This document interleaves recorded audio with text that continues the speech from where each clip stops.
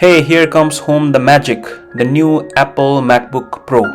This is a M1 chip MacBook. This is my first MacBook in fact, and I bought this one right after it got released this year.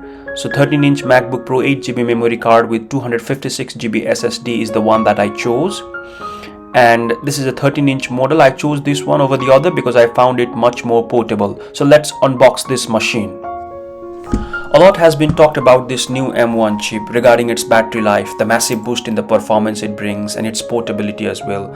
Now, I recently joined NHS as a junior doctor, so I thought I will get this as soon as it gets released, and I'm quite excited to have this machine now.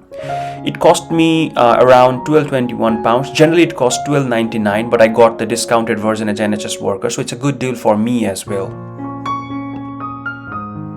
Now, let me take you through the most exciting part of the unboxing process itself. This one.